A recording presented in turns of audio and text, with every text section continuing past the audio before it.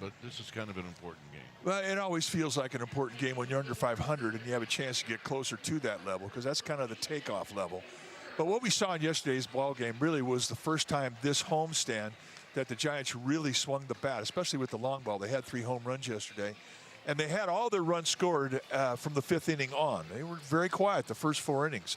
So bottom line is they walked out of that game yesterday with a lot of confidence, and they'll try and roll that in to today's ball game with some distribution of wealth, basically, with hits coming from all over the lineup, and that I think is a strength as well. So they're very confident, and this game would give them big-time momentum going into an off day and an East Coast swing. So this is indeed a big game. So the story in the lineup: Adames not in the lineup. Christian Koss is, and Koss is hitting in the 8th spot. All right, should be fun here at the Yard. Stay tuned. When we come back, we'll have the lineups and the first pitch right after this. This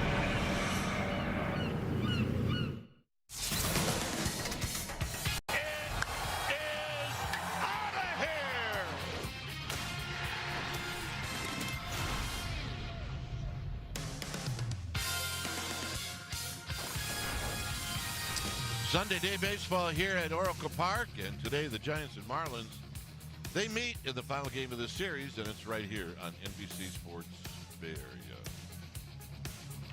Game time weather is brought to you by the Santa Cruz Beach Boardwalk. What do we have? 60 degrees here at the Yard, and the winds have been pretty breezy. 14 miles per hour on the wind. The one disadvantage we had was there no batting practice today, so we didn't get a really good chance to see how the ball was carrying. But suffice to say, you're getting the normal winds out to center. It's always a whether or not that there's carry to the right field. And today it does not look like you're getting much help that way. All right, final game of the series. Here's the Marlins lineup. It'll be Marcy's, Stowers, and then Otto Lopez, the league's leading hitter. Xavier Edwards is going to hit in the 4th slot. Then it's Hicks, Casey, and Connor Norby, the DH. Paulie will be at 3rd, and then Hernandez is in the 9th slot. On the hill today for the Giants will be the right-handed pitcher Landon Roop, 6'2", 220-pounder. He's 27 years of age, and he is in his 2nd year at the big league level. This is what he's done so far. Off to a great start this season. Through 5 starts, 4-1 with a 2.28 ERA. And the strikeouts 31 and 27 and 2/3 innings against 12 walks. Well, let's check out the StatCast 3D powered by Google Cloud on Landon Roop. He's got a sinker and a 4-seam fastball, and it's a little over 40% of the time you're going to see the fastball. Curveball is a primary specialty pitch. It's as good a curveball as there is on the National League West. He also has a changeup and a cutter, and he will pitch above the belt with that 4-seamer and the cutter. So here we go as Jacob Marcy stands in. Each team has won a game in this series, and the first pitch is outside. So we get started at 1:06.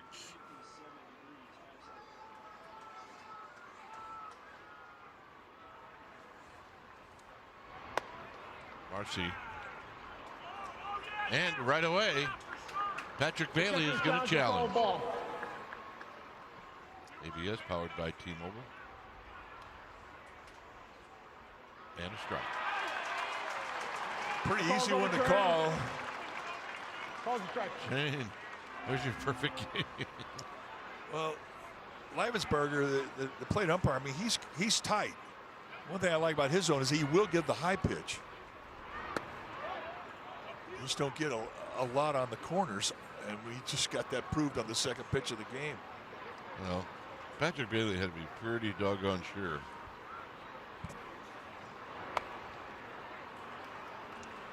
Well, it's a good thing he did challenge. Otherwise, we'd have a leadoff walk. It's 3-1 to Marcy, who in this series is 2 for 8.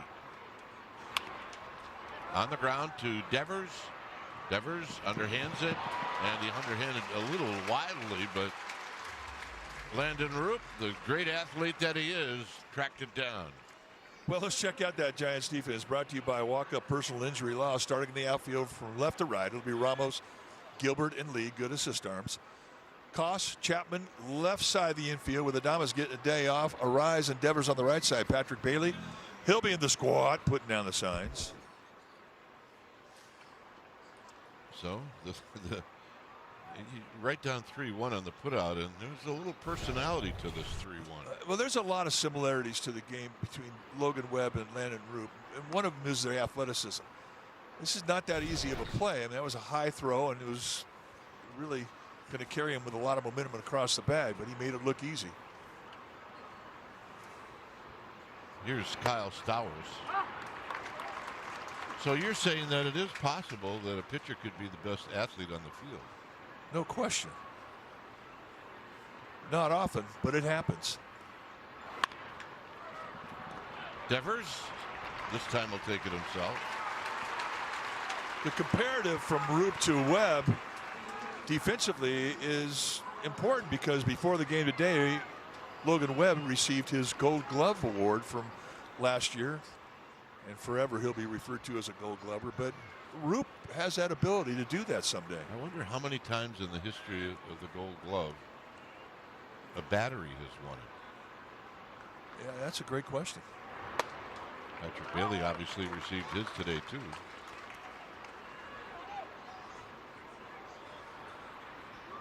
There must have been a catcher that Jim Cott threw to that won a Gold Glove. Well, he caught 116. I think Greg Maddox won 17. And there's the award he received. And the breaking ball, and a swing. Ain't gonna miss. Giants are coming up. This copyrighted telecast is presented by the authority of the San Francisco Giants and may not be reproduced or retransmitted in any form, and the accounts and descriptions of this game may not be. He is in the leadoff spot, followed by Chapman, Arise, and then Casey Schmidt, who hit a home run yesterday. Devers will hit fifth, and it's Ramos, a home run yesterday. Gilbert, a home run yesterday. Koss gets his first start, and then Bailey behind the dish. On the hill today for the Marlins will be the right-hander, Max Meyer. Meyer, 27 years of age, and he is in his fourth year at the big league level. 6 feet tall, 195-pounder. On cue. Way out into Triple's alley, and it bounces up against the wall, and Lee is on the move. Triple.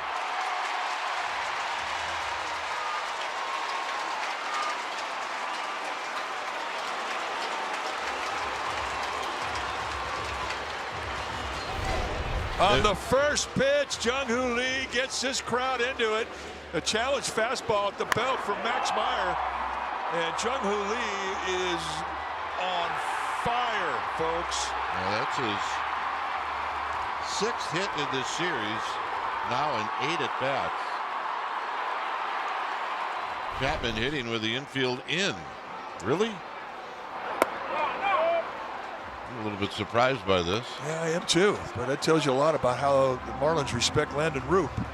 Last 14 games, Jung-Hoo Lee's hitting, well, he was 404 going into that hit, and it's just gone up.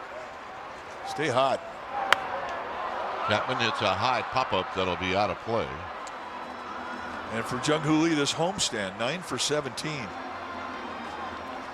And it's been a hard 9 for 17. A lot of those outs he made have been hit hard.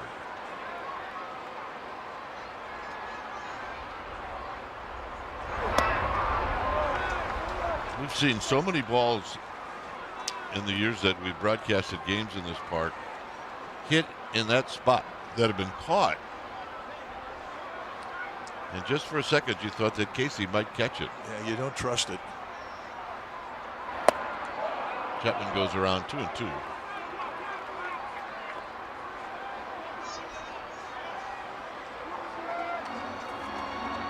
It took about 2 weeks into the 2000 season for teams to move that right fielder into Triple's alley. And they never left. They never left. Got him. Let's take a look at that Marlins defense. It's brought to you by Walk Up Personal Injury Law, starting in the outfield from left to right. It'll be Hernandez, Marcy, and Casey. Lopez and Pauly on the left side of the infield. Edwards and Stowers on the right side. Liam Hicks, he'll be in the squad putting down the signs. Infield still in for Luis Arise, who's 5 for 10 in this series. And he bounces this one off of the catcher Hicks. Arise is the only hitter in this lineup that has faced Meyer, and he's 4 for 6 with 2 doubles.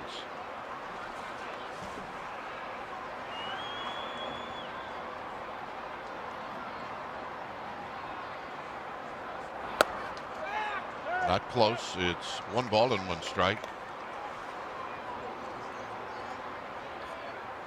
Arise in this homestand has poked a number of balls into left field for base hits, and that spot is open again on the infield.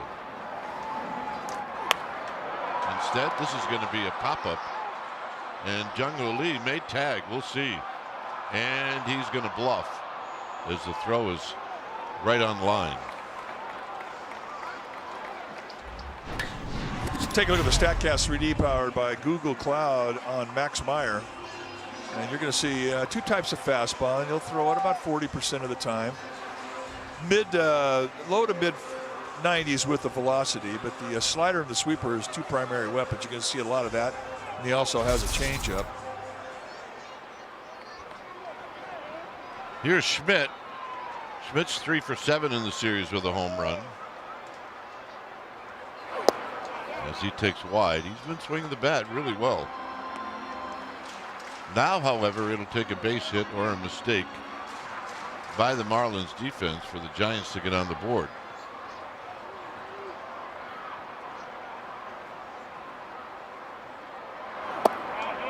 Two balls and no strikes. I'd be shocked if this is a pitch around.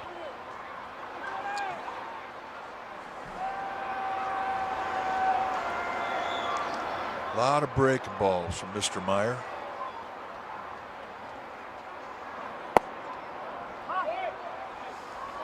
That's a perfect slider in a 2-0 count.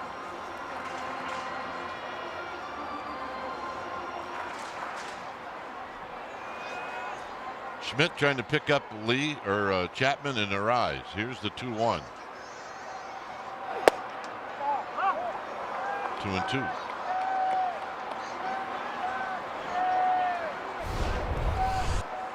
Take a look at the slider, just catching the top part of the strike zone. Maybe not. Close.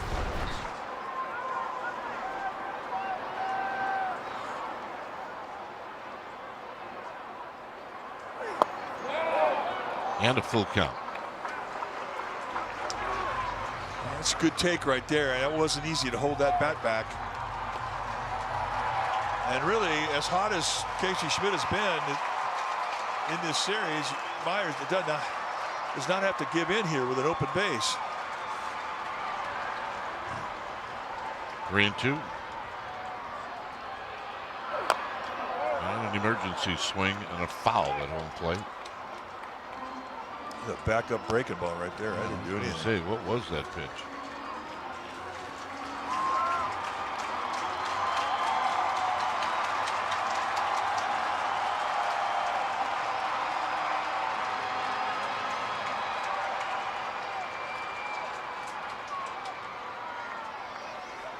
Three and two.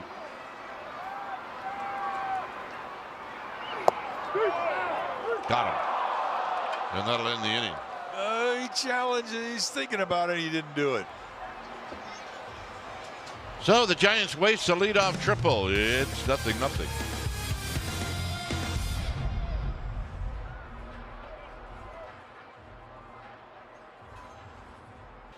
Get 2 lower level or club level tickets for only $98 to any May game, including the Mother's Day game on Sunday, May 10th. sfgiants.com/mom. 0-0. Here's Xavier Edwards, who takes a strike. So you said Casey Schmidt was thinking about challenging that last pitch called a strike. I think you're right. Well, I think it was one you consider challenging. But hey, it is a punch in the gut to have a leadoff triple and not be able to score him. And not to get a swing off on the last strike. 1-2.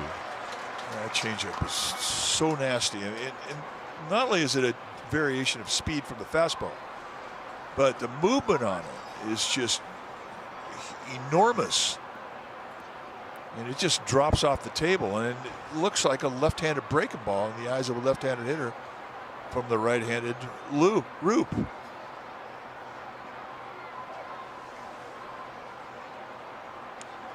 He'll make you call timeout, step out, and think about it. Yeah, 1-2. Very high. Well, that's the one he's learning right now, and that's the four-seam fastball, and that simply changed the palette of the eye, and he doesn't have to throw it above the strike zone. He can go above the belt with it and be effective. But the problem with it is when he's throwing it now, he's getting underneath it, and the release that he has on the four-seam fastball is affecting his release on the two-seam fastball. So it's still a project.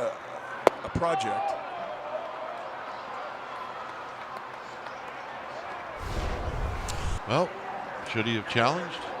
Well, in that situation, I do think it was worth it because he really had nothing to lose. If you, in a 3-2 count, if you win, it's ball 4. And there you see it would have been a pitch that he would have won.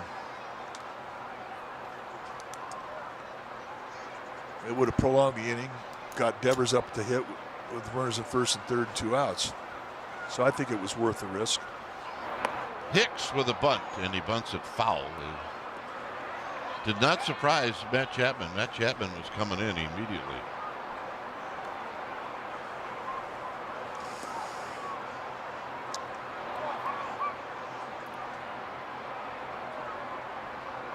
Hicks hit a home run on Friday night. Here he takes wide.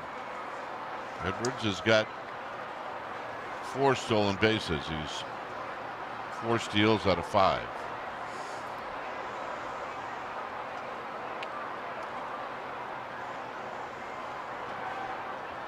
And a quick toss.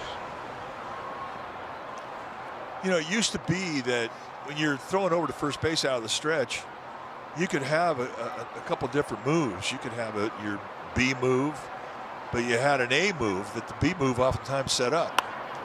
Out of play? The problem with the rule now where you get 2 disengagements, you only get 2 throwovers.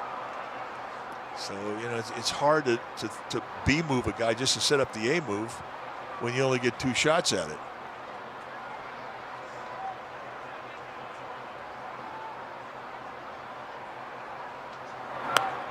And another foul back on the challenge.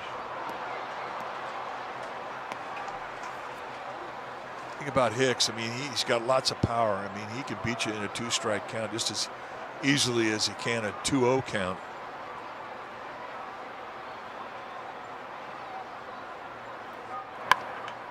And a line drive to right field, a base hit. General Lee will get it back in.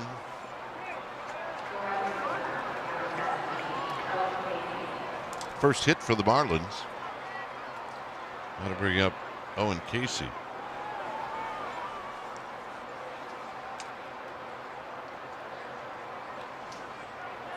Casey, a hit and 5 at bats in this series. Be interesting to see what Clayton McCullough, the manager of the Marlins, does here. They may bunt. And a strike. No sign of it there. Play to pull in the infield pretty straight away with their outfield defense against Casey.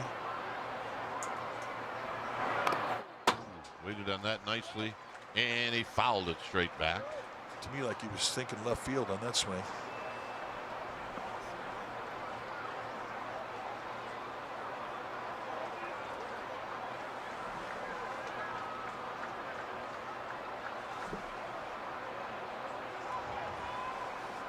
Oh, 2. Fouled out of play.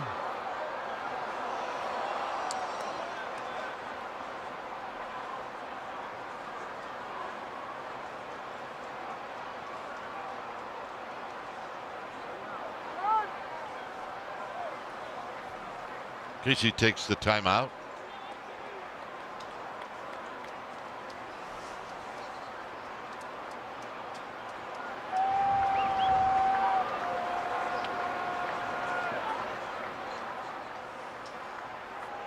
And another 0-2 is out of play. A lot of foul balls this inning.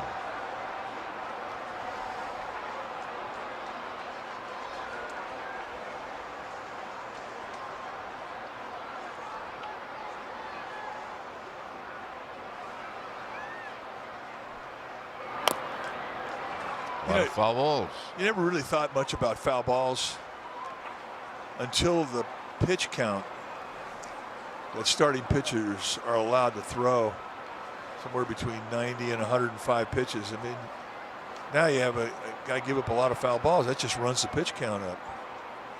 Gets him out of the game quicker. Gilbert coming in, still racing in. He'll make the catch.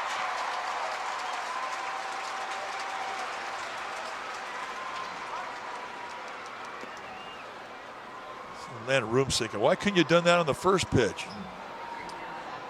Yeah, I don't.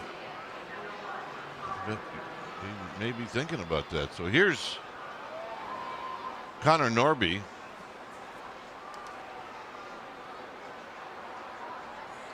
Norby hit a home run on Friday night. Overall in the series, that's his only hit. He's 1 for 7. There's a strike.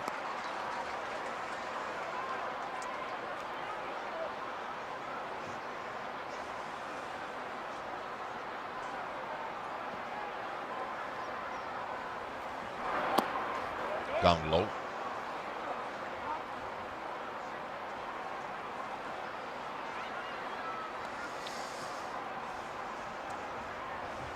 On deck for these Marlins is Graham Pauley. We're trying to work out of this little jam here in the second. Down low. And this becomes a big pitch.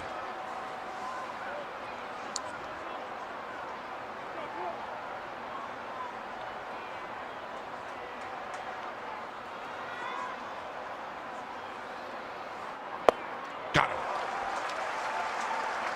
2-2.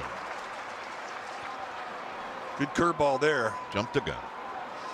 Well, I like an optimist. Well, at least Norby now has seen it.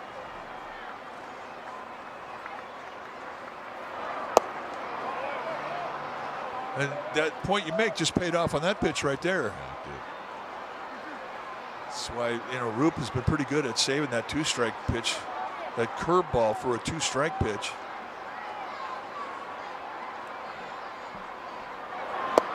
Got him. Well, when your curveball's that good, though, sometimes you can just tell him it's coming and you can get him out. And that is a big strikeout, and he stays away from the bases loaded 1-out situation. Second strikeout.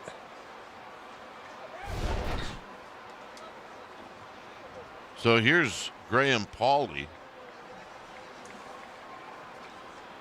Pauley's 2 for 3 in the series.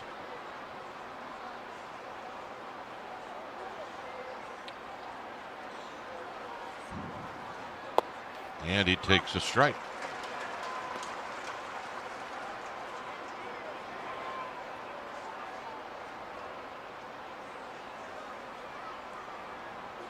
Pauley hitting at .211.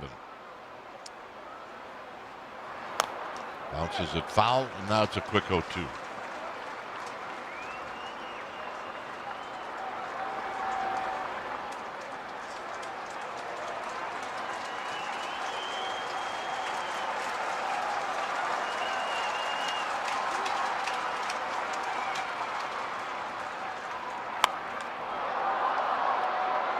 High and deep and gone. Pauley with his first home run of the year, and it's 3-0. What really hurts is that he did it in an 0-2 count.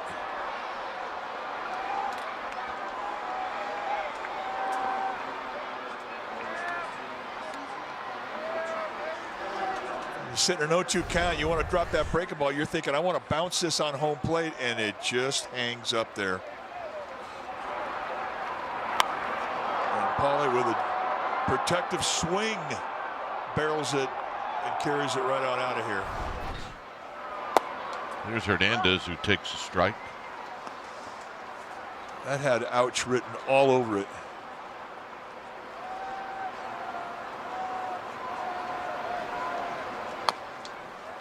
That is the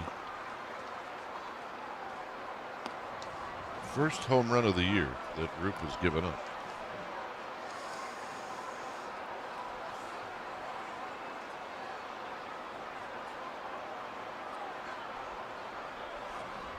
It's painful. I mean, you're sitting in 2-strike situation, an 0-2 count, 2 outs, 2 strikes, and you give it up and it costs you 3.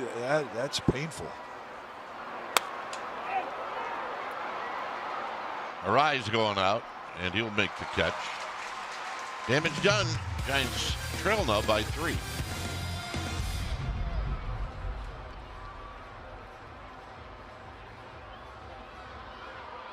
Beer that's fit for all times. Get this near beer in stores or at athleticbrewing.com. Meanwhile, out in the Cove, just relaxing as Devers takes a strike. Devers does not have a hit in this series, hitting at .213. Taps this one, and it's right back to Meyer. So 1 out.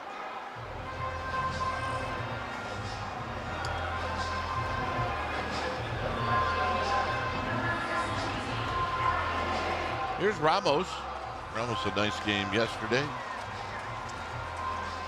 well, he has come to life, and when he's hitting good, you see a lot of power going to right field, and that's what's happening.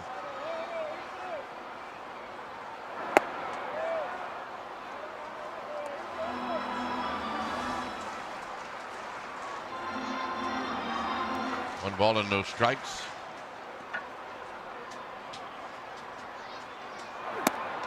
Two 2-0.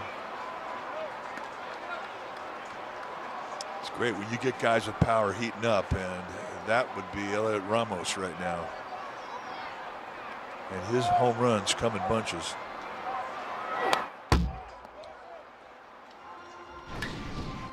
So it's his home run yesterday. I mean, that two-seam fastball kind of ran flat back into the middle of the plate. It was up at the belt though, but Ramos stayed inside it and flipped it right over the wall, right-handed. Lines this one to left, but it's going to be caught by Hernandez. Just keep hitting the ball hard.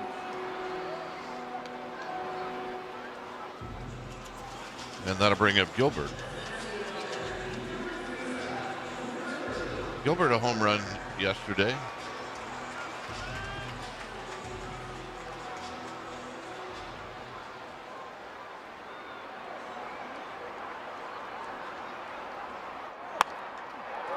Down the right field line, Gilbert's got a base hit. Bringing Koss to the plate. Gilbert's had a nice homestand. Yes, he has. And he hasn't gotten a lot to show for the amount of hard contact that he's put down here these last several games. High leg kick, just dropped the head, middle in. That's right there where he likes it.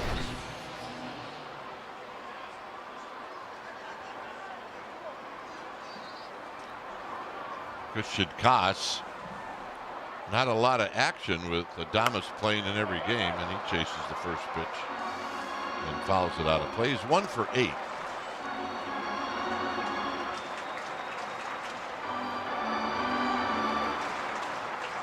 See, we did last year, 264 with 3 homers, 23 RBIs.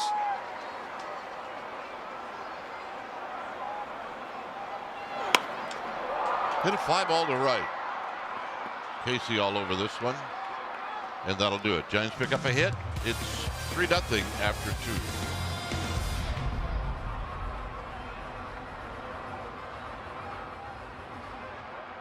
2. Go to sfgiants.com/suites.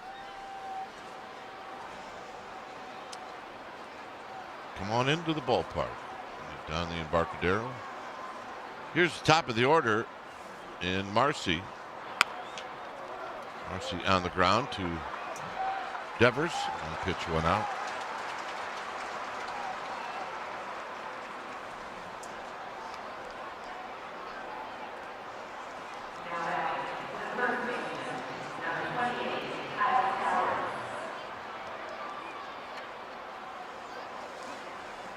Here's Stowers. Stowers bounced out to Devers in that first inning. And a strike.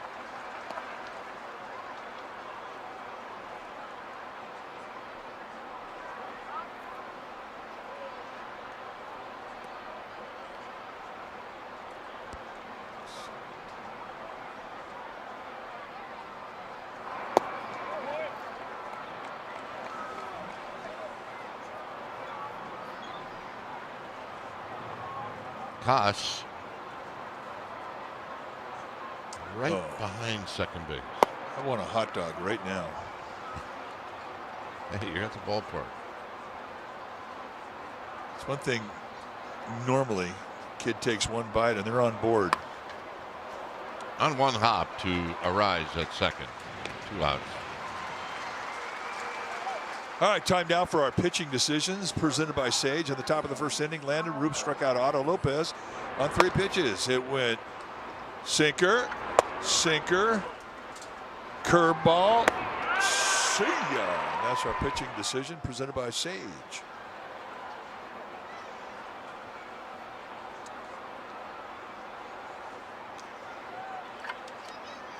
Here's the shortstop for this Marlins club, Otto Lopez. He's had a good series. He's been feisty. And man, that was in Giant spring training. Is Arise behind the bag, throws on the run, and he got him.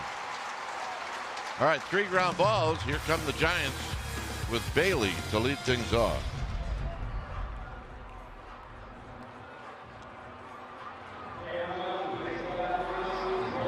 Patrick Bailey was handed his Gold Glove award. He wasn't on the field. He was in the bullpen warming up Landon Roop. But there to accept it for him was Ron Wotus. And I think we've established the fact that every time Bailey wins a Gold Glove, we agree with it. Oh, yeah. Well earned, well deserved. You know, it was great yesterday when Brandon Belt was giving his speech on the day the Giants honored him, how he made mention of Ron Wotus and how much he had done for him as a defensive player, because Brandon Belt was an outstanding defensive player. But he kind of got emotional when he was talking about his old infield instructor. He sure did.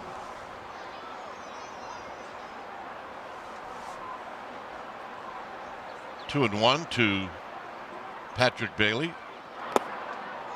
Swinging, maybe a foul. It's 2-2. The slider's a downward bite, and it's a nice pitch. You can see why he throws it 25% of the time. There's Ronnie Wowo.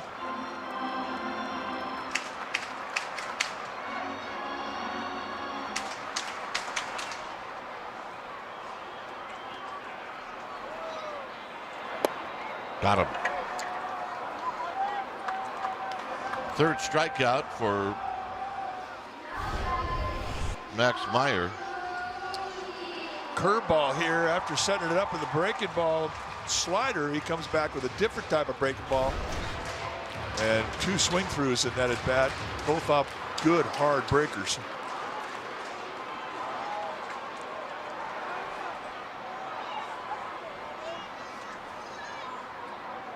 Jung-Hoo Lee tripled in the first inning. Here he takes a strike.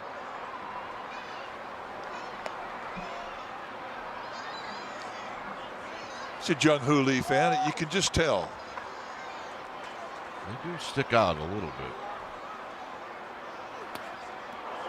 Almost got him on the back foot.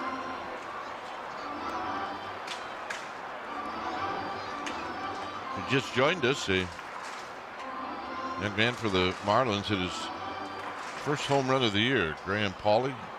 Just so happened there were 2 runners on when he hit it out. And a line drive for Lee and a base hit. Boy, he's making it look easy, isn't he? And his swings look like Ichiro's right now. I mean, and he's so quiet in the way that he loads his hands. There's just not a lot of movement getting himself into the cock position. And just bat head to ball, and he'll throw wherever you locate it in the strike zone. He'll go with it.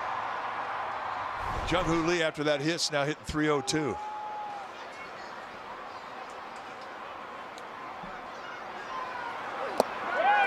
Chapman got hit.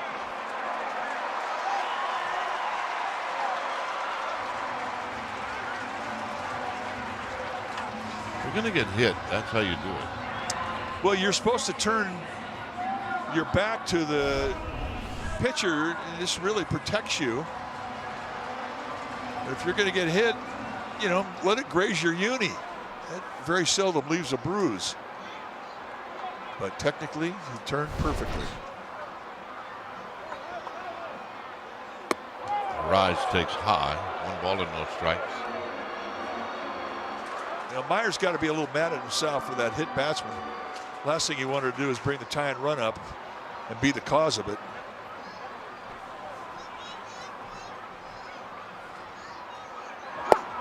There's a strike.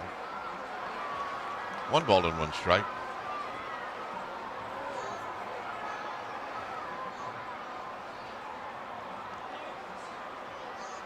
Lee and Chapman aboard. Well, this pop-up is going to get out of play.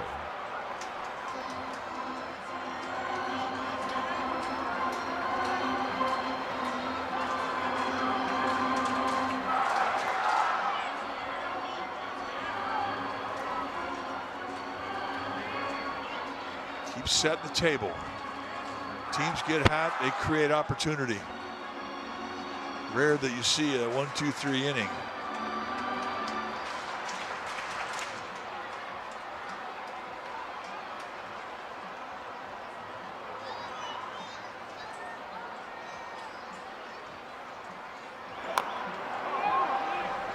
Well, it doesn't matter what you look like as long as you foul it off and get to see another pitch.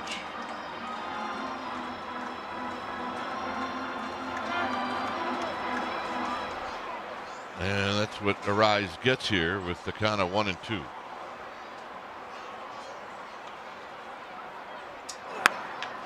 On the ground, maybe a pair. That's 1. And no, it gets away, and here comes a run. Don't think they'd have had a double play anyway, but the Giants wouldn't have scored if Meyer catches the ball.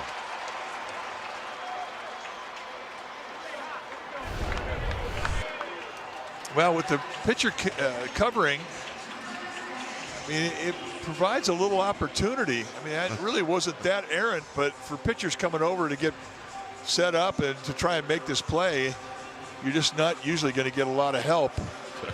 Somewhere my late teammate Tom Verizor is saying, that's why I didn't throw the ball at short. Some pitchers I would do it. I'd do it with Roop and Webb all day long.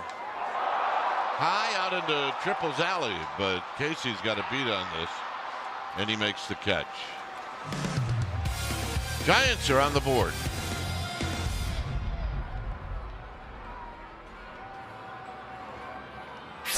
By Lazy Boy, Dwayne Kuiper. Next to me is Mike Krukow.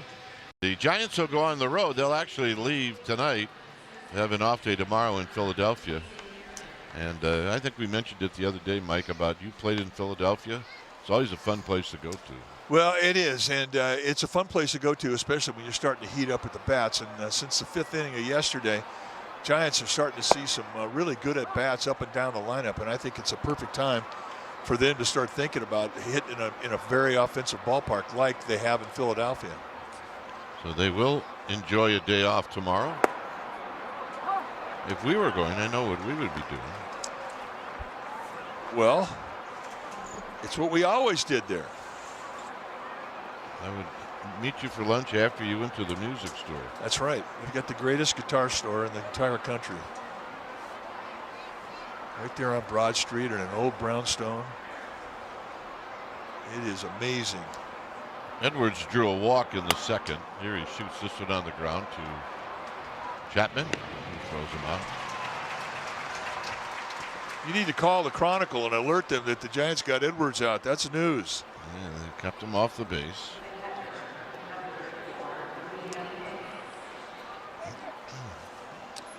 So that's 4 ground balls in a row. Spread out in the infield to everybody but Pass. Here's a pitch down low.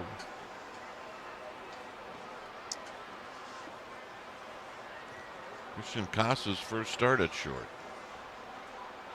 Real close to stepping on the grass, which you can't do. Or being behind the bag at second, which you can't do.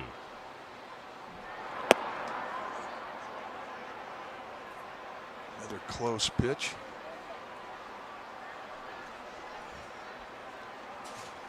It's a day off, first one for Willie Adames. There's a strike. When you were scuffling a little bit at the plate, did a day off help you? I used to think not, and that was just being stubborn. I just felt like 4 at bats, you know, I might be the day where I win 3 for 4. But the concept of you being stubborn, I don't believe that. I think that in some ways in life it helps, in other ways not so much.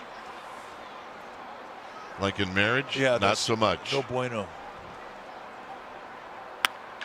Sharply on the ground, and Devers grabs it like a hockey goalie. Well, join the Giants for K-pop fireworks night on Friday, May 8th. Stick around after the Giants take on the Pittsburgh Pirates for a spectacular fireworks show. Set to a playlist featuring BTS, Blackpink, K-pop, Demon Hunters, and more. sfgiants.com/promotions will get you tickets. Is that guy sinking? No. Another ground ball up the middle. And a rise to Devers' side retired. All right. See if the Giants can pick up another one.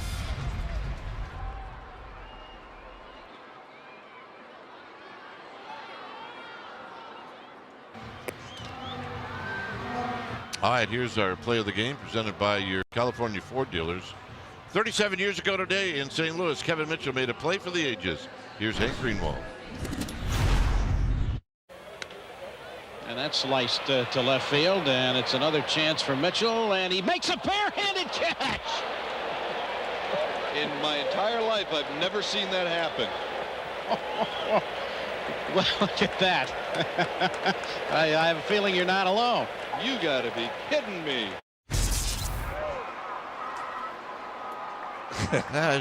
Somehow my voice changed over the years.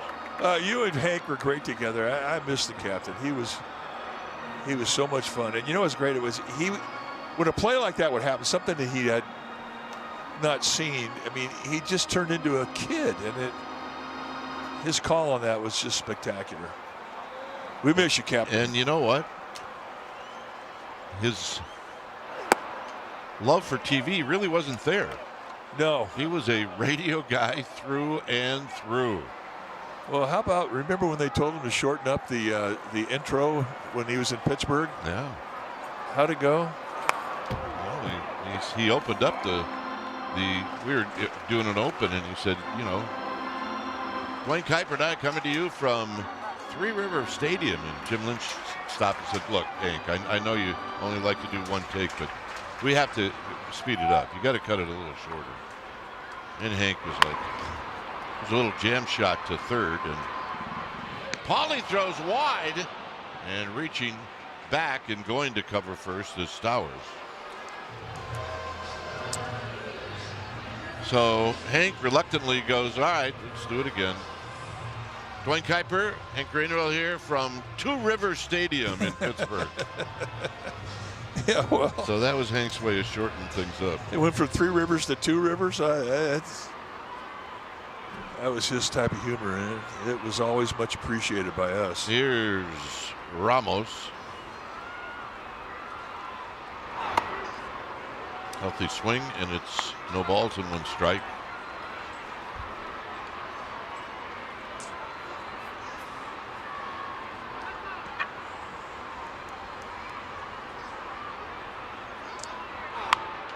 Chopper, foul.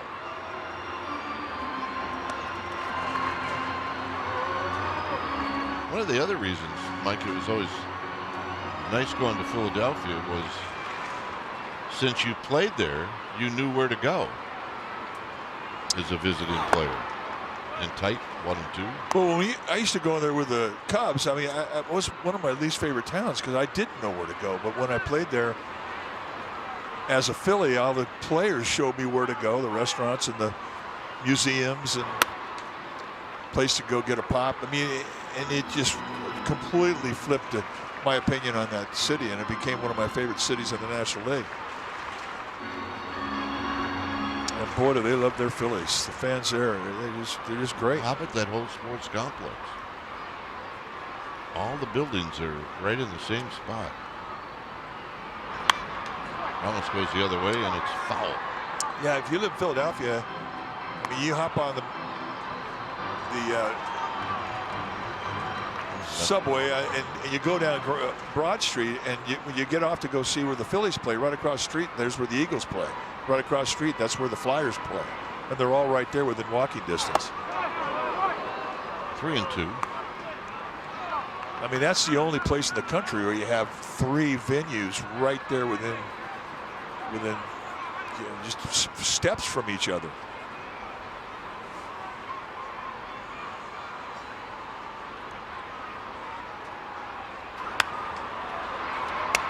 Ramos may have swung at ball 4 as this has popped out to Edwards.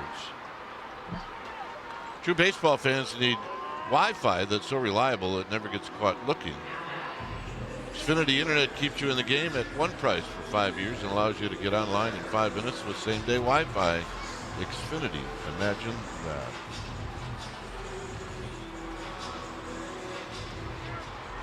Tough when you swing at ball 4. You pop it up. And then what do? You break your bat. That's like insult to injury right there. Gilbert had a 2-out hit in the second.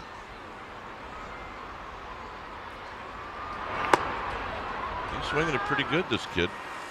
Well, the thing I like about what he's doing is he's hitting it where the pitch is throwing it. I mean, I think he goes up there looking middle in like a lot of guys. But if you throw him something on the outside part of the plate, I mean, he's been taking it to left field with some steam on it. Foul back. He's bringing his average up daily. It's at 258 now.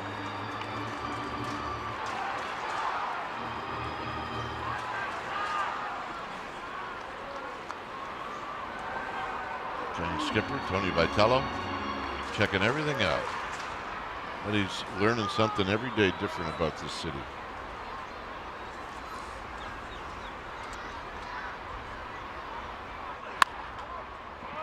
Foul past Shane Robinson. All right, let's see our ball dude. Nice play. Blake Brown. Good play.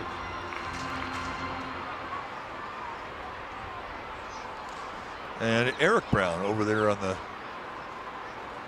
third base side.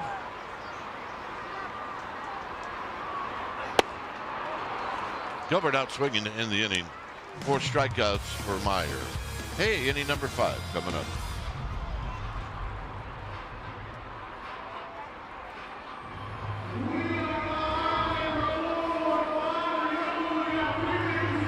NBC Sports Bay Area.com. Hey, the flip ups, I'm sorry, were handed out today. Supposed to be the old-fashioned flip up sunglasses that we used to wear back in the 60s and 70s. That's right, flip them up. You keep them up until there's a pop-up, and then you flip them down.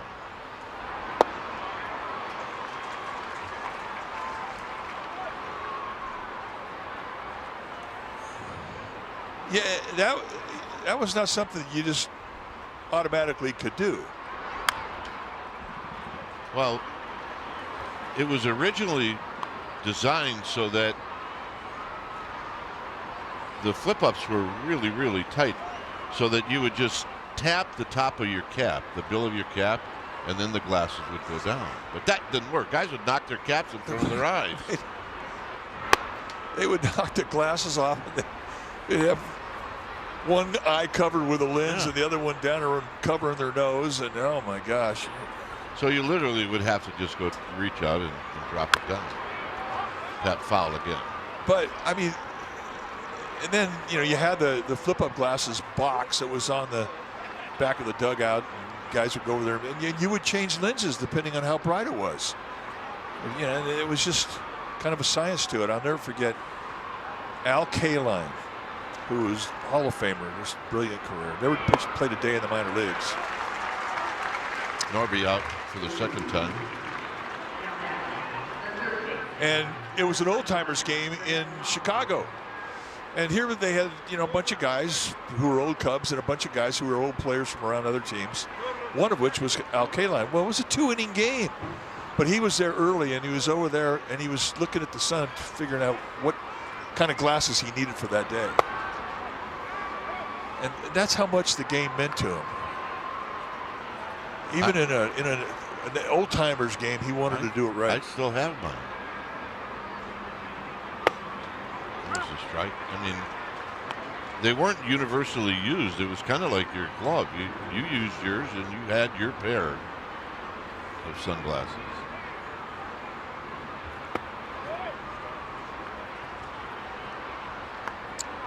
You know what? I think I saw just recently some major league infielder having a pair of the flip-ups. Yeah, and he went around. But now you don't have to flip them up or down. You just wear them all the time.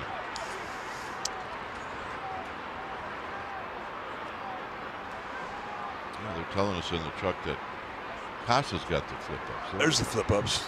There's a little tab there that extends beyond the brim of your cap that you just pop up out of play. But, back when we played, you couldn't wear sunglasses if you weren't on the field. So you're in the dugout on a day game in Chicago. I mean, you couldn't wear sunglasses. Get on the ground and more work for Devers. And Devers is going to race to the bat. He's got a little personality at first. But now everybody wears sunglasses, including the umpire and the catchers, except the pitchers. Well, look, if you're in Chicago, no lights. That means if you went out on the town the next day, I'm not talking about your team, the Cubs. I'm talking about the visiting teams. And you're looking in there and you got 4 starting pitchers that are all wearing sunglasses. Well, you're wondering, where did they go on Rush Street? That's exactly what they're wondering. Swinging a foul into Hernandez's glove. And there was a lot of truth to that. But not anymore. Now you can sleep in. And a curveball for a strike. He's got good rhythm going. He hasn't allowed a base runner since the home run by Paulie. No doubt it took them off.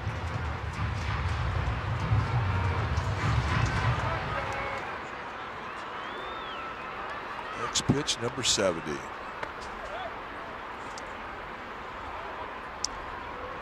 I mean, you give up a 3-run homer in the second inning, it can definitely give you a bad attitude the rest of the day.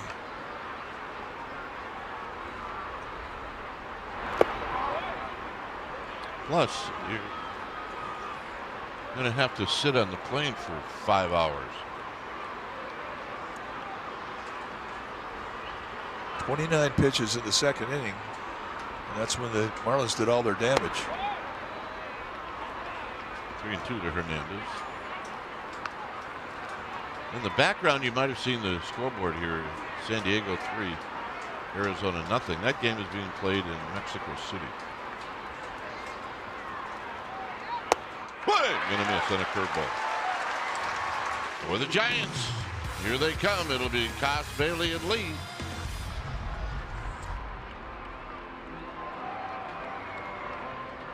May 9th at Oracle Park. First 7,000 kids age 14 and under will receive a youth patch hat presented by Bank of America as the Giants then host the Pirates. Go to sfgiants.com/promotions. Here's Koss facing Max Meyer, and a strike.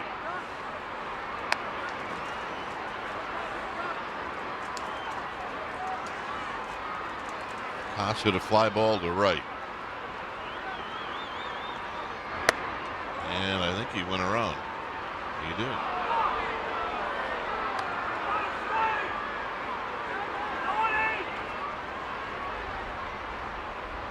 So you take your time out, think about it a little bit.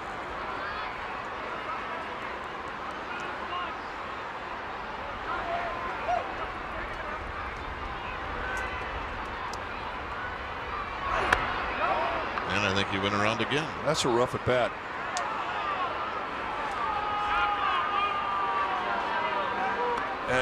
This is kind of a, I haven't really had a lot of at bats lately at bat.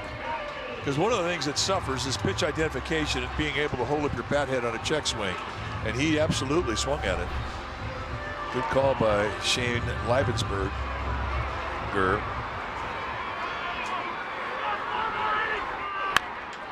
Bailey bounces this one foul.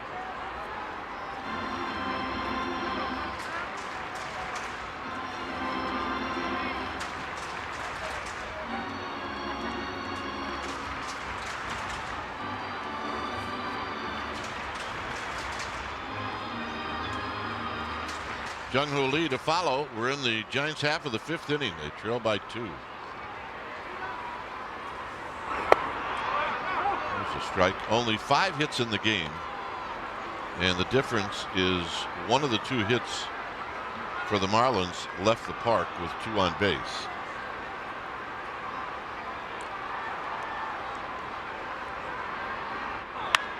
Haley hits one into center field, but a good jump by the center fielder Marcy, and he puts it away.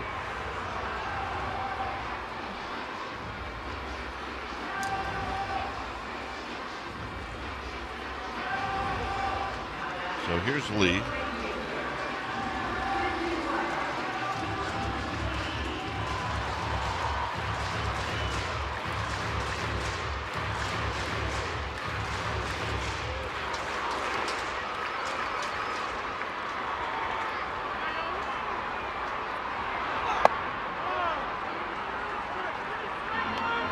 Not a bad pitch, but call the ball. You can see that batter's box now. I mean, he just projects confidence. That is something a pitcher absolutely can pick up when he's pitching against him.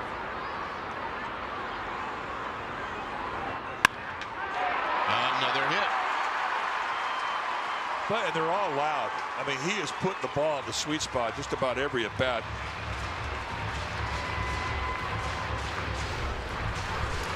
You put anything in the strike zone right now, I mean, he is going to barrel it. This is the hottest he's ever been, this streak that he's on right now.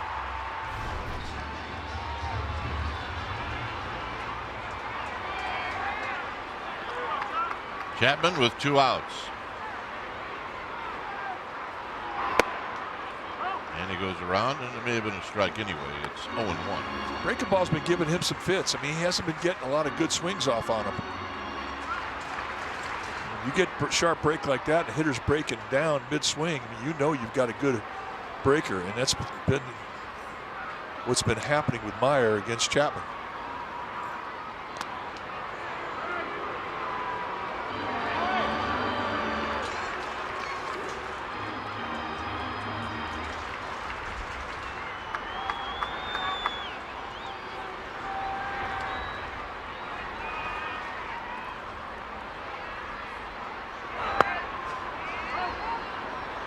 Right there for a strike. In and out of the glove of Hicks. Well, he took that like he was looking for a breaking ball. Yep.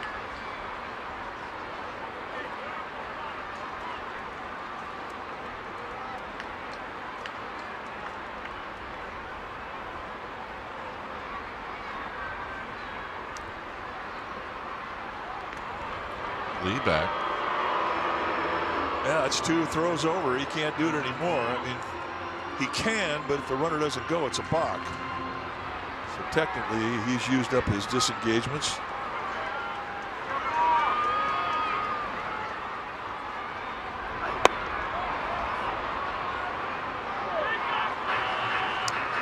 That was close, folks.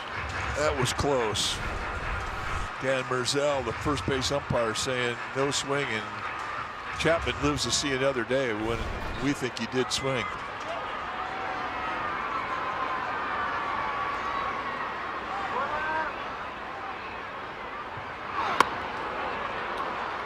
Too high, 2-2.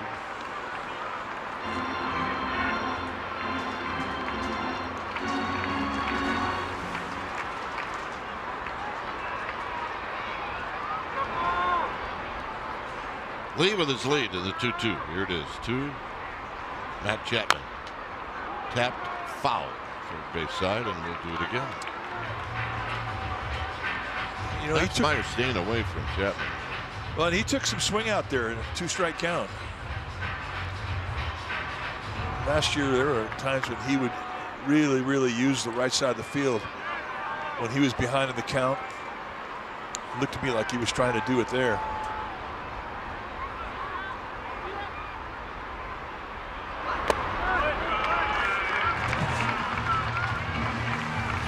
Well, Chapman gets it to 3-2. Now, Jung-Woo Lee is going to have the advantage of taking off on the pitch. It's 3-2.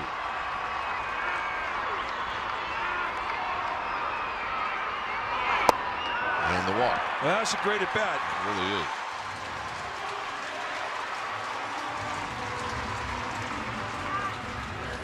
And it allows another hot hitter to get in the box with runners on. So once again, they set the table.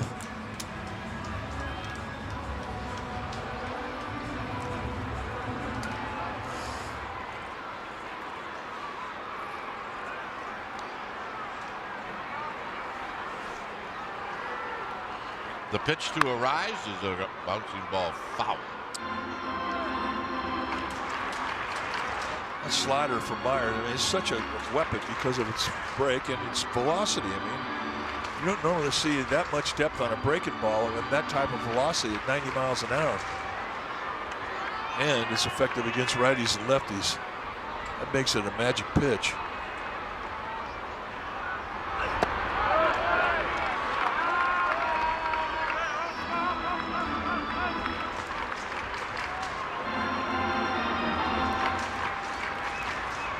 He's got a base to play with third base being open.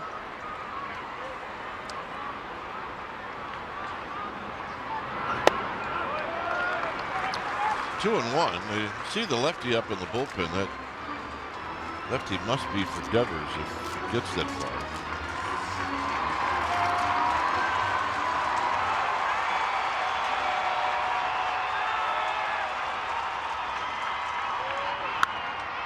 2-2 on the sharp ground ball foul.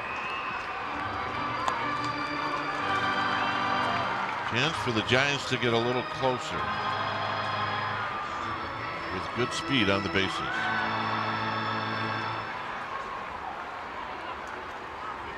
Meyer wants a new baseball.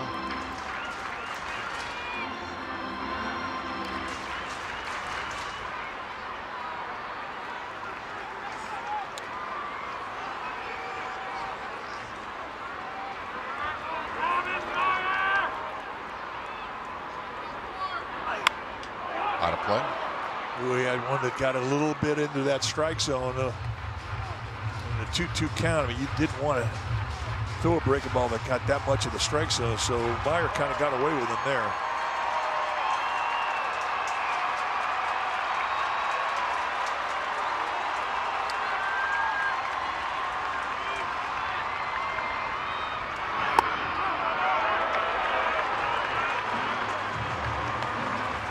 Meyer almost challenged that. And he went to the hat and he wound up grabbing the bill of his hat and he would have lost. Runners will be on the move. Hit to left. Hernandez puts it away to end the inning.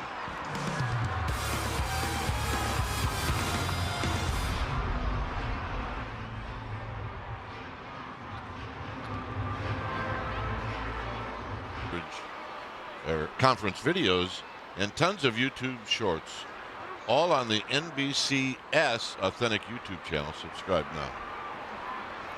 Roop to Marcy, and it's wide.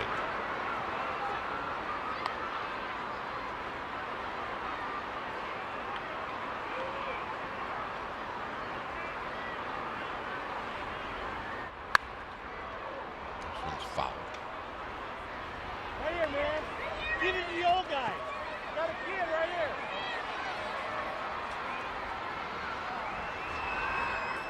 Marcy has bounced out twice to Devers. 1-2.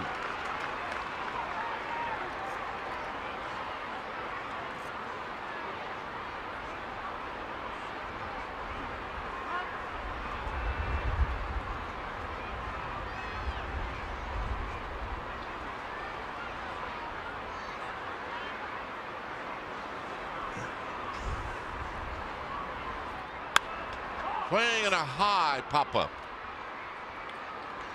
Koss backpedaling, puts it away. 1 out. Didn't need the flip-ups. No sun. Here's Kyle Stowers, who's rolled out twice, both to the right side.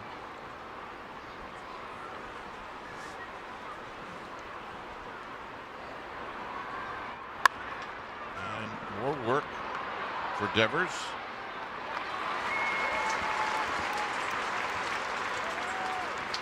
Those hit hard. Devers has gotten 1, 2, 3, 4. Now 6 ground balls today.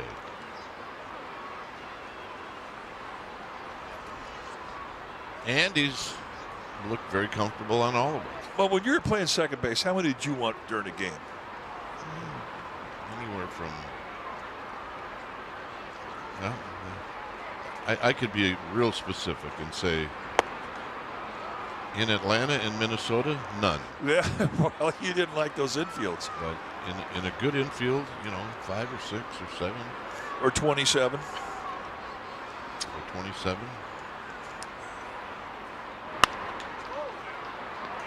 Work for Koss.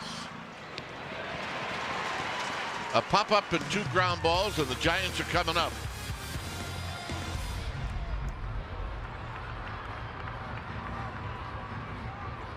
Minute yesterday, Casey Schmidt hit a 2-run homer off for Yuri Perez in the bottom of the 6th inning. It broke a 1-1 tie. It was Schmidt's 3rd home run of the season and his first one here at Oracle Park. Bye, baby. 3-1 Marlins. Time for a change. Switch to Comcast Business for all-in connection and protection for your small business, and they can rely on it. Calvin Fauché.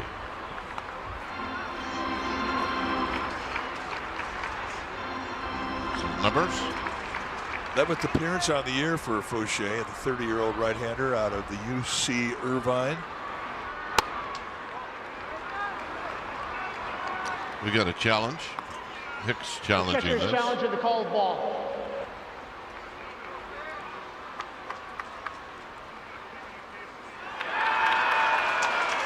The call is confirmed. Miami has 1 challenge remaining. Giants are hot right now in the ABS. They had been in a slump.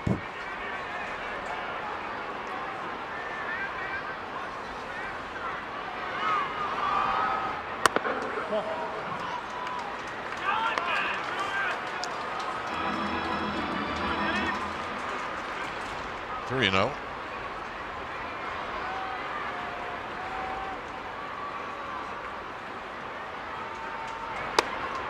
There's a strike.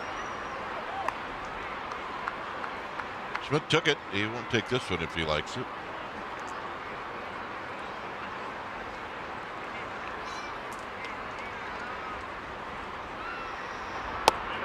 And walk.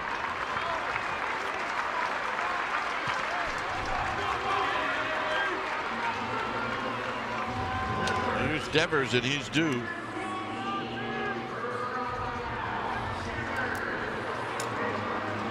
Second walk the Giants have taken in this game. Chapman took it in the 5th. Devers has rolled out twice.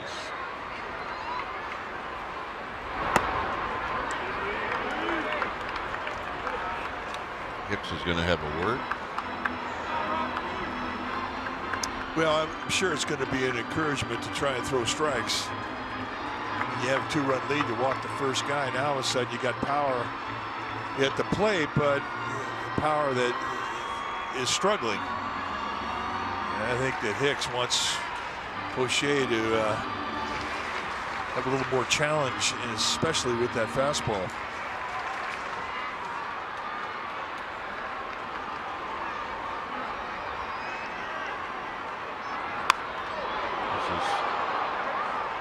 High and foul.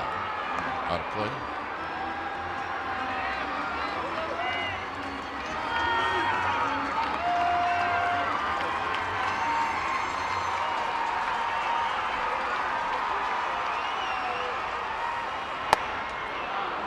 A little tardy on the swing. It's 1-2. Yeah, you're going to see a lot of cutters and sweepers from Fauché. He's got a fastball that averages right around 96, so it's not anything you need to be embarrassed about throwing up there, but a lot of breaking balls. Right now he thinks that cutter's gold. Hit towards the gap. And nobody's there, and on the move is Schmidt. Schmidt is going to go. He's being waved in. Here's the throw home. Not in time. A one-run game. And that's He needed that. And that's how you take advantage of a leadoff walk, and yes, he did. He needed that badly, and he went opposite field to get it. And that is right on the barrel. Head stayed right through the swing. And you know, you recognize the power because when it hit the ground, it just scooted to the wall. And Schmidt with a good read. He can run a little bit. And a good head of steam. He gets the green light. Here's Ramos now with Devers at second. And it's low. Nothing like an oven mitt crossing home plate. Such like baseball. Amen. And that's kind of a gutsy call too from third base coach Hugo Borg for the Giants. Ramos chases the ball. It's 1 ball and 1 strike. You've got nobody out, and if you hold them there, you got runners at second, third with nobody out. And there is a little bit of risk involved with the sin, but boy, did it pay dividends. And that'll pump up the bench. Here's the 1-1. Swinging a shot to center field. Devers may tag. He is. Here's the throw. We may have a play. We don't.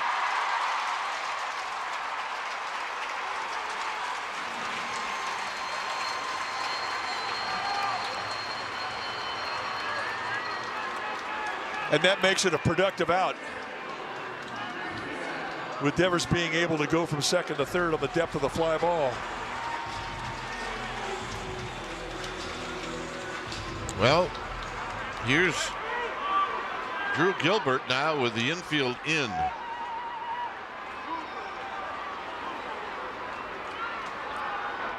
a base hit. And this game is tied.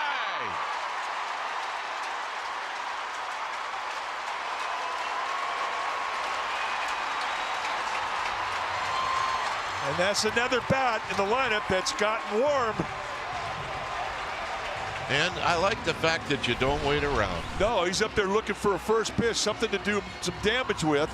The Marlins had played him to pull and opened up the shortstop side, and he punches a hole right through the drawn-in infield. And Willie Adames says, "That's what I'm talking about." Here's Koss. Koss with a healthy rip. He didn't waste any time. These guys may have played together at UC Irvine. Fauché is 30 years old, Koss 28 years old, but both anteaters.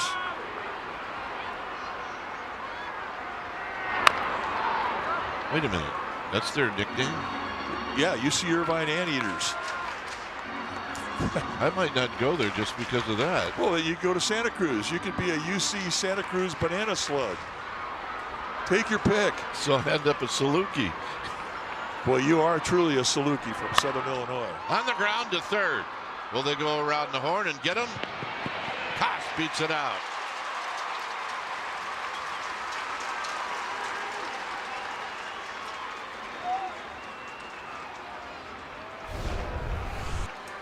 Giving Bailey a shot. Well, a bit of a low throw on the feed, and it may have had a little something of what the Edwards could put on the throw, and in the end, just too much speed from Koss, and he beats it out easily.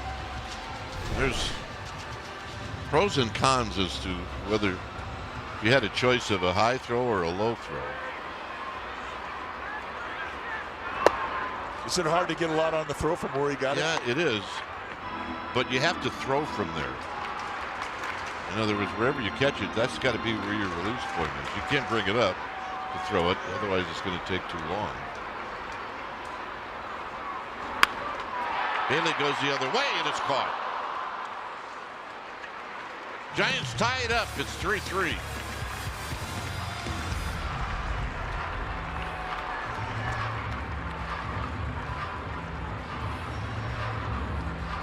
All their damage in the second inning with a walk, a hit, and a home run. The Giants have tied it up here, or in the sixth inning.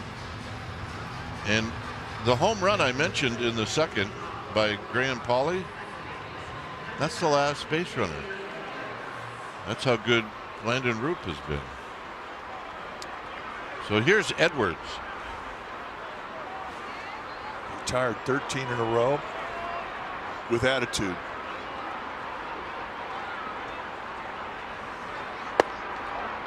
Which is wide.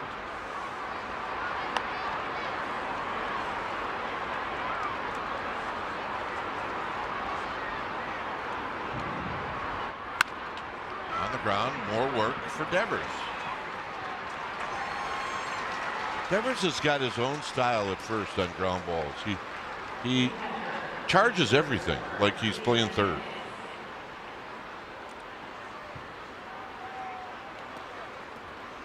And you know what? His hands are very good. You can see he pauses, Mike, and then he leans forward and goes after it.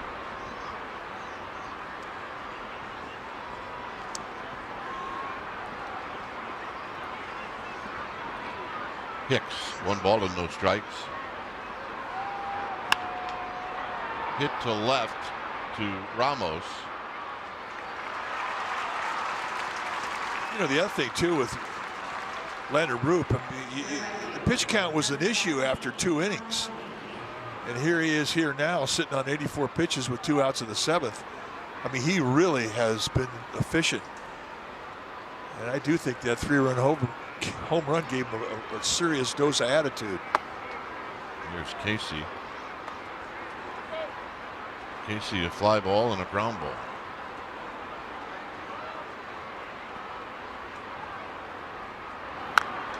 Foul. It's 1 ball and 1 strike.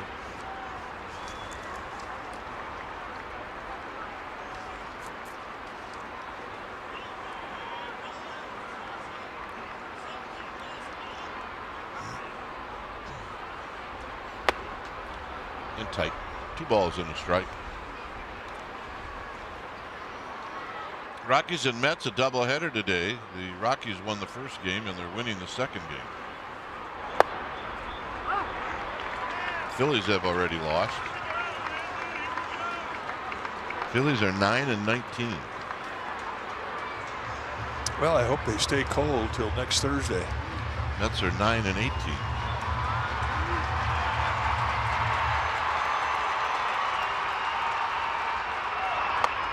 Got him. 5 strikeouts for Root. Giants are coming up. Shutdown inning.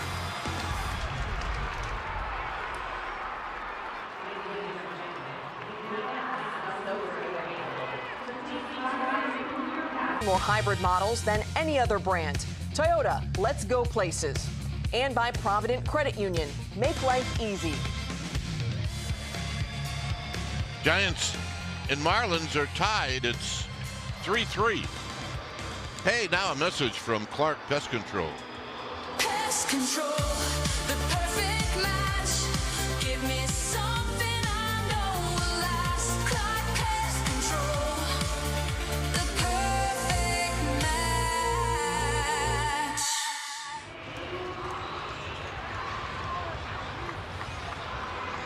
match. We got a new pitcher.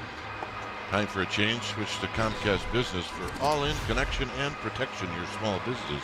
Andrew Nardi, the new pitcher now for the Marlins. Can rely on. Sorry, Smooth. I cut you off there a little bit. Would have picked me up. You know, yeah, it was you. It had to come out. All right, well, let's tell you a little bit about Andrew Nardi. He's 6'3", 250-pounder, 27 years of age, in his 4th year at the big league level. Product of out of University of Arizona. Be his 11th appearance on the year. Well, they're bringing in Nardi to see if they can slow down Lee.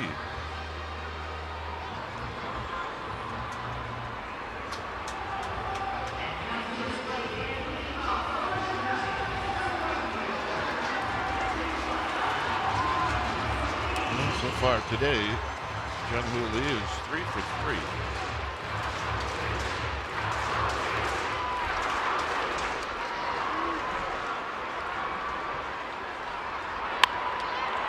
And he gets a little pop-up into center field.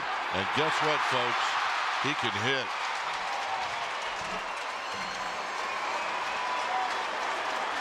Four for Jung-Hoo Lee. But he's getting after the first pitch a lot. This one runs up the bat a little bit, but hey, when you're hot, these are the kind of hits you get. When you're not hot, you don't get them.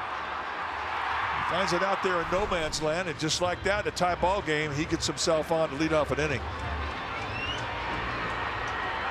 Here's Chapman.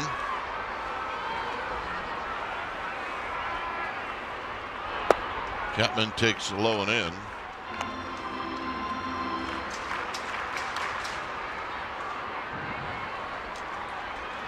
Giants don't have a whole lot of history against Nardi. Chapman doesn't have any history. 2-0.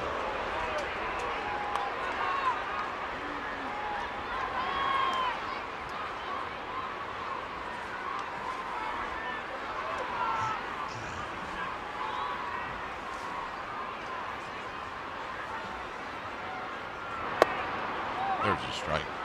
So Nardi comes in at 85 miles per hour. That's a sweeper, and that's kind of a pure sweeper. They're very flat. It's one, if you're hit from the right side, you will give up on early because of the size of the break back to the strike zone. By the way, I thought Bruce Jenkins did a wonderful job today in the Chronicle explaining your theory on the sweeper. Well, if you haven't read it, read it. I was stubborn with it. And the reason I didn't like it because I thought it was a pitch that you could expose your arm to injury with. There's a walk. Nice at bat. This is what happened in the 3rd inning.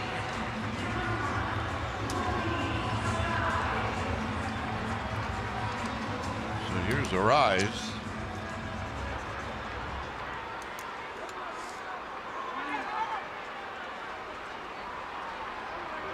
Rise 0 for 3.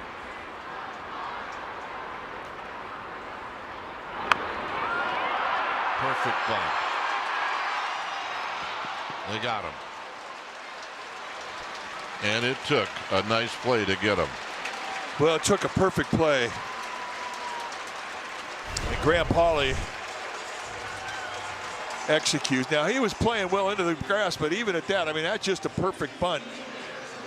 And Arise has good speed. I mean, in the end, it really wasn't that close, but he gets the job done. He gives up his out. And the Giants move 2 into scoring position.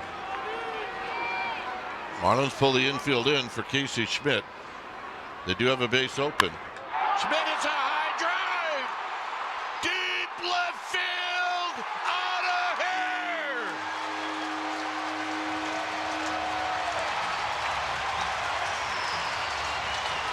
here. done it again, folks. And with first base open, the Giants take the lead.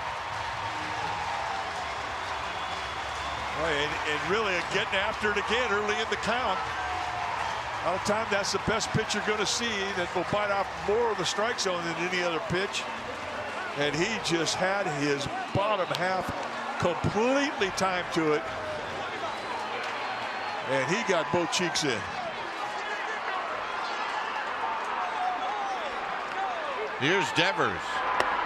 Devers with a swing and a miss.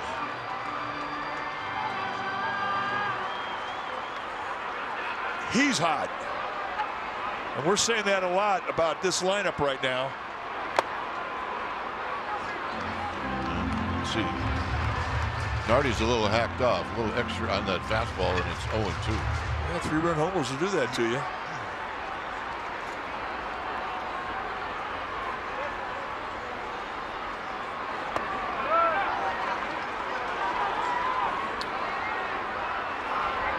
Devers' last at bat was a double to knock in the second run, and maybe that at bat had everything to do with them pitching to Schmidt. Out of play. You know, when a kid comes up out of your minor league system, and you think of him as a rook, and for the longest time you think of him as a rook, but then there's that time when he comes of age and he knows that he could play here and he knows that he belongs here, and nothing he does with the bat surprises him. And it's happened for Casey Schmidt. Devers takes wide, 2-2.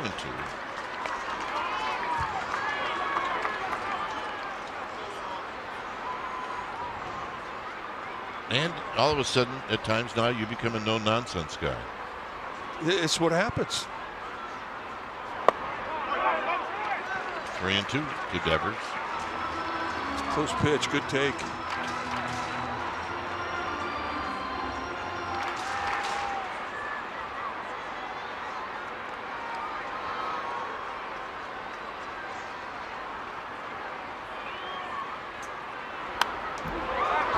Good swing and a foul straight back. Devers may like Philadelphia. Oh yeah, I mean, there's not a hitter in the land that doesn't like hitting in Philly. But especially if you've got opposite field power like Devers, it's got good carry. And that's a great at bat. Wow. Here's the home run. Again, trying to jump ahead and steal a strike early with a breaking ball. And Casey Schmidt says, I don't think so. And that's both cheeks into it 100%. You know, getting thrown out rounding second base twice may have helped him. You're right. Stay angry at yourself for a while. This is Daniel Moskos, the pitching coach.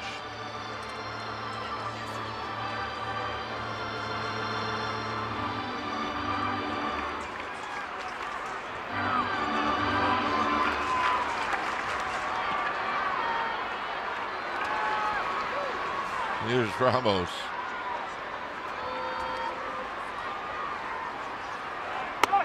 Ramos cannot hold up. No balls in one strike. Well, he's being aggressive in that first pitch as well. I mean, we've seen a lot of it this series from the Giants hitters.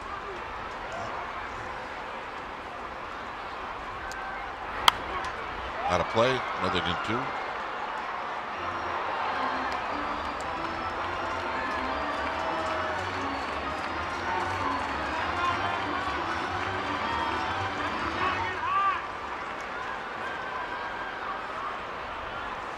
Oh, 2 pitch coming up to Elliot Ramos, and he got him swinging. Climb the stairs again with that fastball. And a high fastball from a lazy arm delivery. That is sneaky.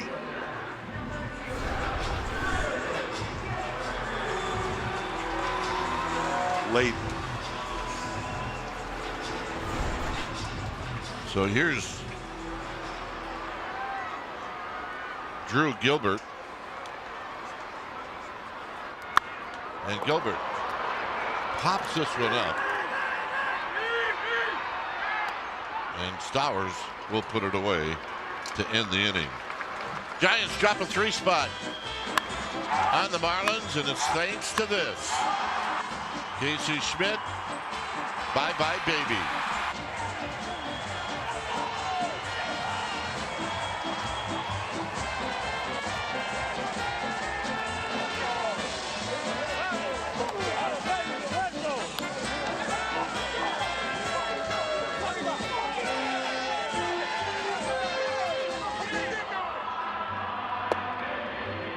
Here's Norby.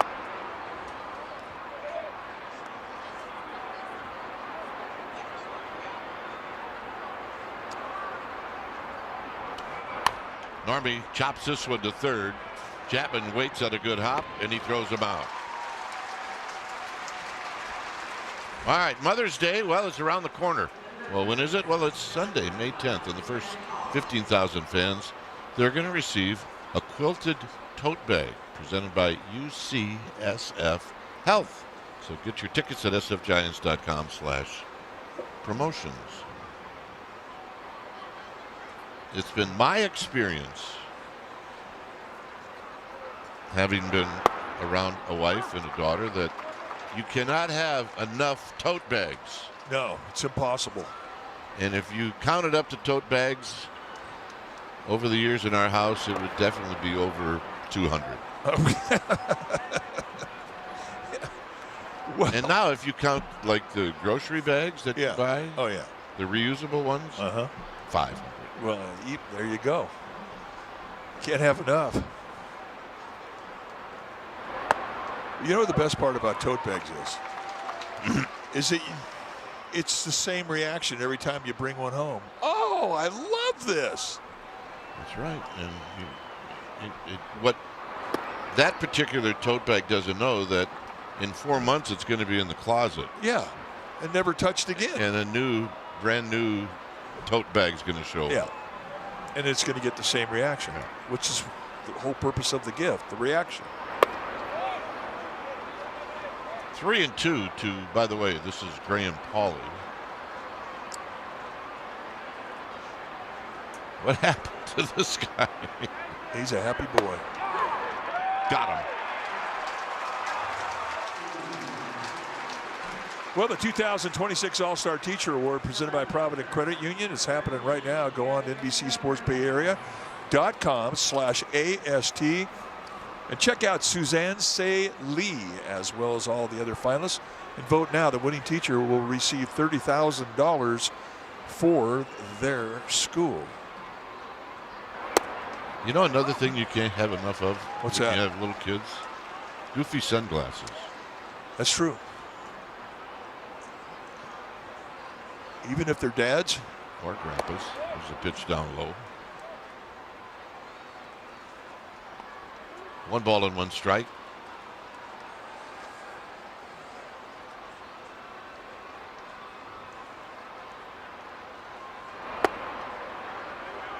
I never thought one of the joys of life would be being a hair mannequin for little girls, where you end up with stuff in your hair you had no idea existed. I'm talking about bows and all the other kind of things you can put in there. Well, I mean, you can put just about anything on a little girl and it's going to look good. Yeah, but then you're not supposed to put them on grandpa. Well, no, that's part of your job as a grandpa. I found that out. This is tap foul. Grandpa is okay with anything. And while you look in the mirror when they're all done and they think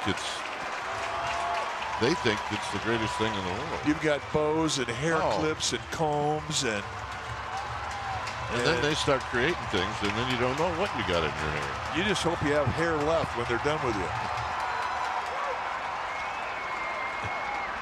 Back to the game. It's 3-2.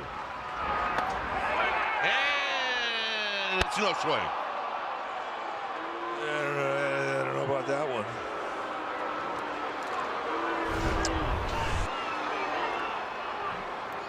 Dan Merzel, did he go? All right, let's take a look from this angle. No, he did not. he Good did call, not. Dan Merzel. Here comes Tony Vitello.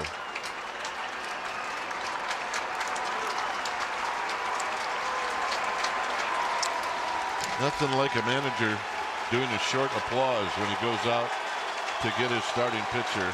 And listen to this crowd.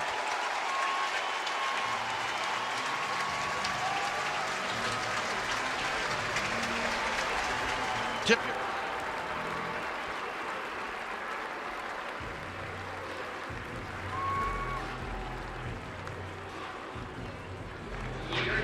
Giants and may not be reproduced or retransmitted in any form, and the accounts and descriptions of this game may not be disseminated without the express written consent of the San Francisco Giants Baseball Club, LLC. So an outstanding performance by Landon Roop, who gave up a 3-run home run in the second, and it really, really ticked him off. He didn't give up a hit after that, and the walk here in the 8th is the first base runner since then. How about that? 18 straight. Is that what it is? 18. Yeah. Well, it's 7 2/3 the longest he's pitched in the game, and he's going to have some complete games this year. Right now, it's Eric Miller who takes the ball for his 11th appearance of the year. Facing Jacob Marcy. And it's high. Maybe.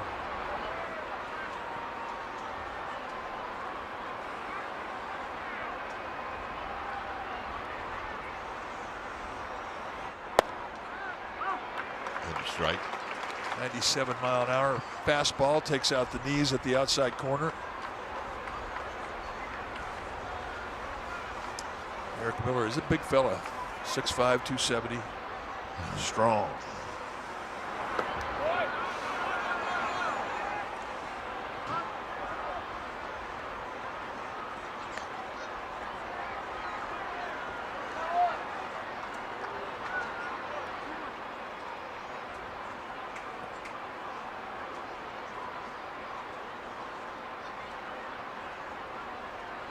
Two and one.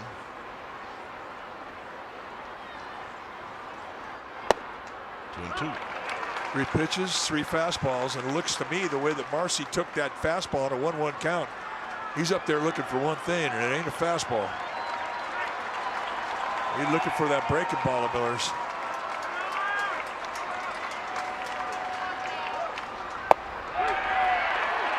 Got him. There'll be a challenge. The batter is challenged with call of strike. Bailey's walking off like it doesn't matter. Got him. It doesn't. The call is deferred. Miami has 0 challenges remaining. It remains 6-3.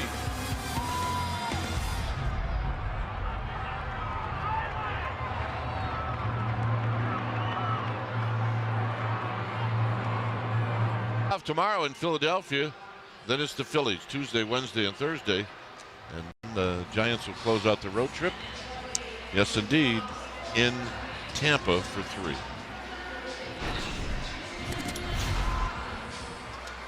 Anthony Bender, the new pitcher now for the Marlins, 13th appearance on the year. Bender, 31 years of age. He's in his 6th year at the big league level.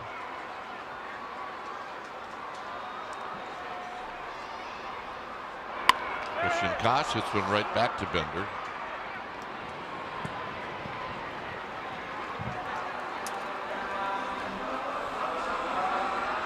So Christian Koss has had 3 at bats today, and he's now 4. He's 0 for 4. And that'll bring up Patrick Bailey, who's 0 for 3.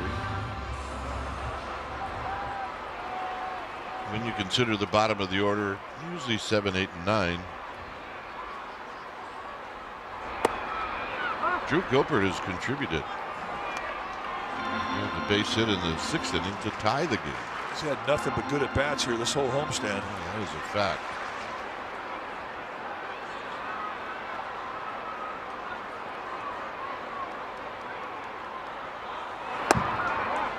Bailey takes a bit high. I think the Marlins are out of challenges.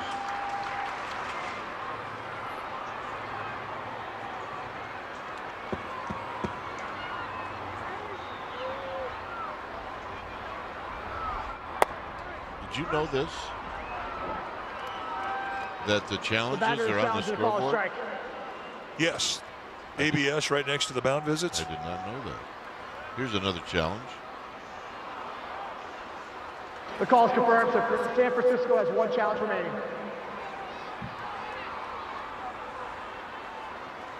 So Patrick Bailey challenged that. He's earned it. And he lost. And it's 1-2.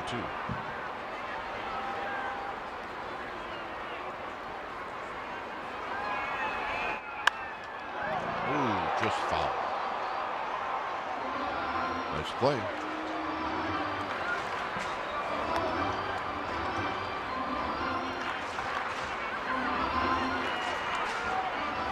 There's who got it. Good place to go.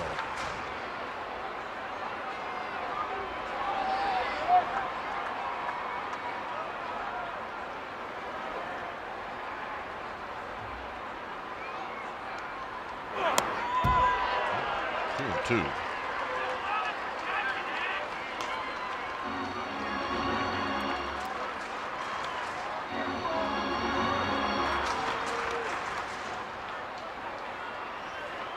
Love that shot right there. It's just a great baseball shot. Plus you get to see Levi's landing. How to play again. I mean, the personality of this ballpark, I mean, it's really all over the park. But from Triples Alley to the foul pole in right field is maybe the signature personality of this park.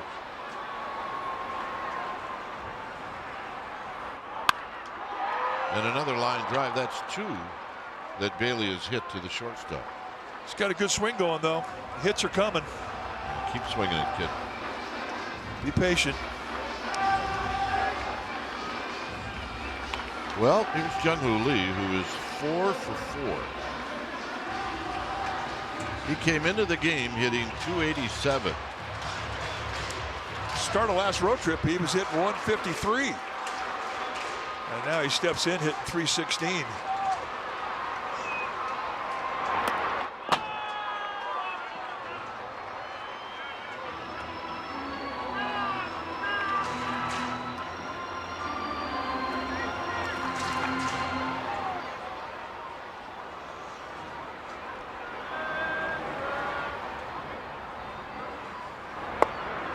There's a strike.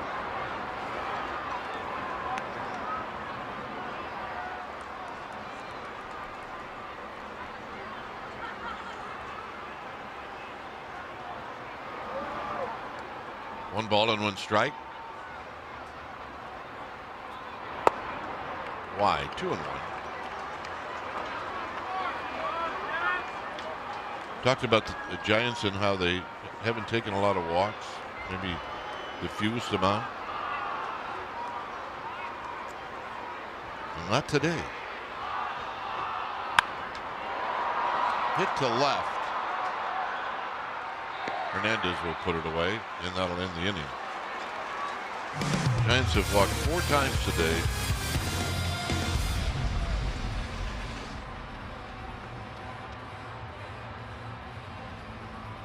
For the Marlins, 6 runs, 8 hits, and no errors for the Giants.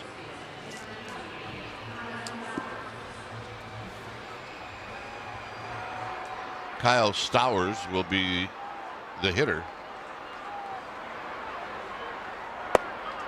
And he takes wide. 1 ball and no strikes.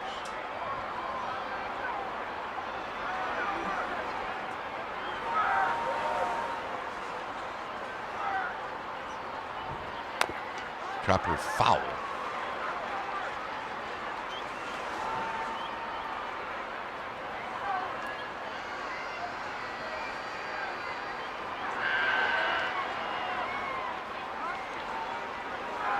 A couple of Stanford guys going at each other. Miller and Stowers.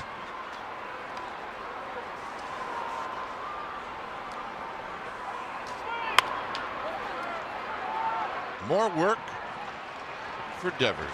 Been flawless today at first. 1, 2, 3, 4, 5.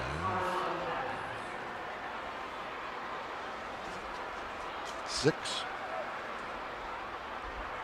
ground balls to Devers. So you're saying he had the most fun in the infield today? 7. Yes. Yes, and not at one point did he have to throw the ball overhand. It was either a little shovel or he went to the bag himself. Hit to right center field. Jung-Ho Lee is on the move, and Jung-Ho Lee will put it away.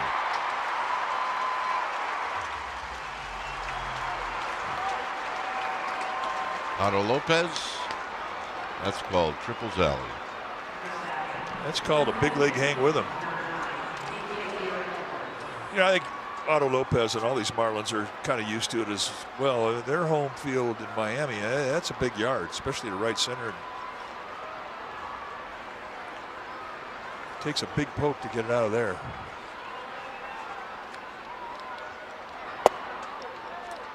Here's Edwards. Giants have cooled off Edwards a little bit today. He has walked, but he's also bounced out twice. Lines this one to left. Game over. So the Giants, after trailing 3-0, they come back in this game and they take the game this afternoon, and they have a 4-2 homestand, which is what they really needed. 2 out of 3 from the Dodgers. With the win today, Mike, 2 out of 3 from the Marlins. Well, and they really checked off the list of things they had to do as they headed east. Number one, they had to get hot up and down the lineup, and they accomplished that. Great at bats up and down the lineup. And the other thing, too, their bullpen is purely defined now with this homestand. Today, they allowed just 2 hits, those off of Roop in the second inning. And then they're going to get a day off to sit on it. This is a nice series win, and boy, do they have momentum now.